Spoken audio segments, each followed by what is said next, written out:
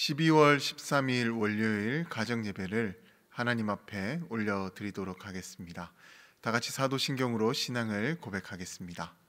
나는 전능하신 아버지 하나님, 천지의 창조주를 믿습니다. 나는 그의 유일하신 아들 우리 주 예수 그리스도를 믿습니다. 그는 성령으로 잉태되어 동정녀 마리아에게서 나시고 본디오 빌라도에게 고난을 받아 십자가에 못 박혀 죽으시고 장사된 지 사흘 만에 죽은 자 가운데서 다시 살아나셨으며 하늘에 오르시어 전능하신 아버지 하나님 우편에 앉아 계시다가 거기로부터 살아있는 자와 죽은 자를 심판하러 오십니다. 나는 성령을 믿으며 거룩한 공교회와 성도의 교제와 죄를 용서받는 것과 몸의 부활과 영생을 믿습니다. 아멘. 다 같이 복음성가 오늘 이곳에 계신 성령님을 함께 부르도록 하겠습니다.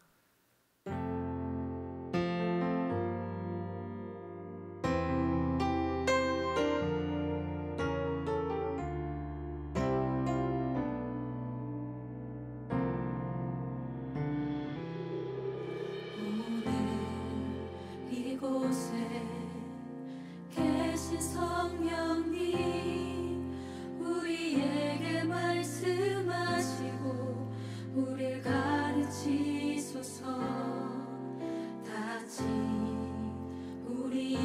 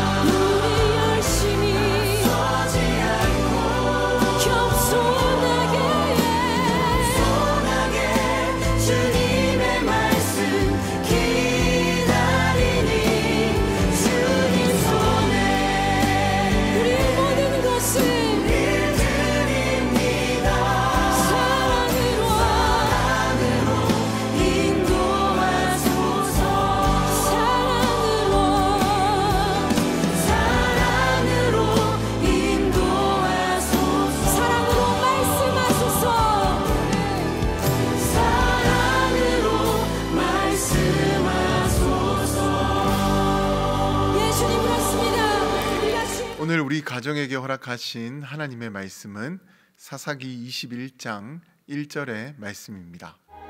이스라엘 사람들이 미스바에서 맹세하여 이르기를 우리 중에 누구든지 딸을 베냐민 사람에게 아내로 주지 아니하리라.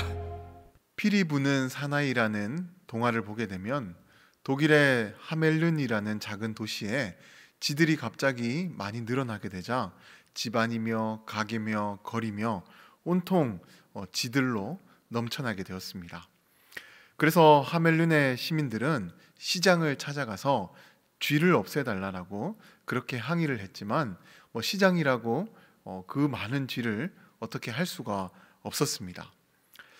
그러던 어느 날 초췌한 차림의 낯선 남자가 이 마법 피리를 가지고 나타나서는 도시의 쥐들을 모두 다 없애줄 테니 금화 1000냥을 달라라고 그렇게 요구를 하게 되었습니다. 시장은 그의 행색을 보고는 도저히 그의 말을 믿어줄 수는 없었지만 어쩔 도리가 없다 보니 그의 요구를 수락해 주게 되었습니다. 그러자 그 남자는 광장에 나가서 마법 피리를 불기 시작했고 이후 도시 곳곳에 숨어있던 쥐들이 모두 다 이 피리 부는 사나이를 따라서 나서기 시작했습니다. 그리고 피리 부는 사나이는 쥐들을 끌고 강가로 가서 모두 다 빠뜨려 죽게 만들었습니다. 쥐들을 모두 처리한 남자는 이제 시장을 찾아가서 앞서 요구한 그 금화를 달라고 요구를 했지만 시장은 성급한 그 약속을 한 것에 후회를 하면서 금화를 주지 않고 그냥 그저 그를 쫓아내버리고 말았습니다.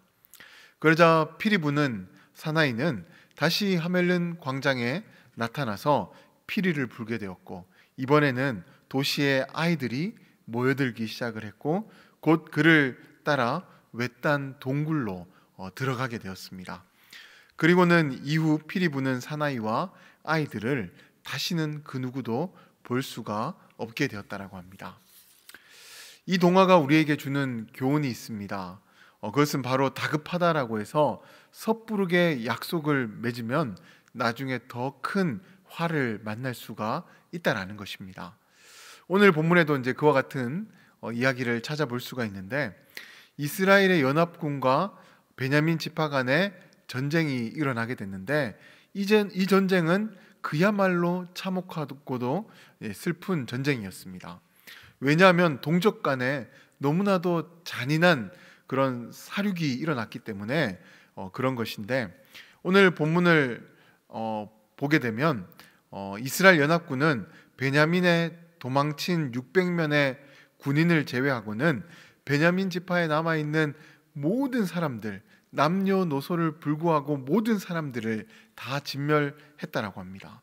참으로 잔혹한 일이지 않습니까? 그런데 이 전쟁이 왜 이렇게까지 참혹하게 되었냐면 이 이스라엘 연합군이나 베냐민 지파나 두 군데 어느 곳 하나 할 것 없이 모두 다 하나님 앞에서 죄를 지었고 또 하나님의 뜻대로 전쟁을 했던 것이 아니라 자기들의 감정대로 이 전쟁을 치렀기 때문에 이 전쟁이 이렇게도 참혹한 전쟁이 되고 말았던 것입니다. 그리고 그 중에서도 이스라엘 연합군은 베냐민 지파를 향한 화가 너무나도 크다 보니까 이 미스바에서 이런 맹세를 하게 되었는데 어떤 맹세를 하게 되었냐면 우리 중에 누구든지 자기 딸을 베냐민 사람들에게 아내로 주지 않겠다라는 그런 맹세를 하게 된 것입니다. 사실 다수가 모여있는 이스라엘 연합군이 한 개의 지파였던 베냐민 지파를 대상으로 이 전쟁을 벌였다면 승리를 한다는 것은 불보듯 뻔한 일이지 않습니까? 그리고 베냐민 지파는요 이스라엘 지파들 가운데서 제일 막내 지파였습니다. 그렇게 그들이 제대로 된 이스라엘의 연합군이었다라고 한다면 베냐민 지파를 몰살시키고 그렇게 저주를 맹세하는 것이 아니라 그들로 잘못을 깨닫게 하고 그들을 회유시키고자 하는 그 자세를 취해야 했을 것입니다. 그러나 이스라엘 연합군은 감정적으로 너무 성급하게 맹세를 해버렸고 또 그런 감정을 가지고 전쟁을 하다 보니까 어린아이며 노인이며 할 것 없이 잔인하게 죽이는 그 죄를 범하고 말았던 것입니다. 그리고 나중에 전쟁이 끝나고 정신을 차려 보니까 베냐민 지파에 처녀가 한 명도 남아 있지 않는 그런 상황이 되었던 것입니다. 그리고 앞서 자신들은 자신들의 딸을 베냐민 지파의 시민 그 남자들에게 시집을 보내지 않을 것을 맹세를 했기 때문에 이제 베냐민 지파는 사라질 수도 있다는 생각이 들자 그제서야 자신들이 큰 잘못을 했다라는 것을 깨닫고는 울며 하나님께 도움을 구했던 것입니다. 하지만 하나님께서 그들의 물음에 응답을 하지 않게 되자 그들은 또다시 자기들의 소견에 오를 대로 행동을 하게 되었고 그 일로 인해서 또 다른 아픔을 낳게 되었습니다. 이렇게 하나님보다 자기의 뜻을 먼저 앞세우고 자기의 감정을 먼저 앞세우게 되면 섣부른 행동과 맹세가 나올 수밖에 없게 되는 것이고 또 아무리 그 맹세와 행동이 하나님을 위한 그런 행동이었고 맹세라고 할지라도 그것은 하나님의 뜻이 아니기 때문에 하나님의 은혜가 내려지지 못하게 되는 것입니다. 아무쪼록 우리 모두는 오늘 본문의 말씀을 교훈 삼아서 나의 감정을 앞세우지 않고 나의 뜻을 앞세우지 않고 오직 하나님의 뜻을 앞세우면서 하나님의 말씀대로 또 나의 기도를 앞세우면서 살아갈 수 있는 그런 삶이 되시기를 주님의 이름으로 간절히 축원드립니다. 성급하게 맹세를 하고 또 섣부르게 행동을 해서 큰 낭패를 보았던 적이 있다면 우리 이 시간 나눠 보시고 앞으로는 하나님의 뜻을 먼저 구할 수 있도록 그렇게 마음을 먹어보시기 바랍니다.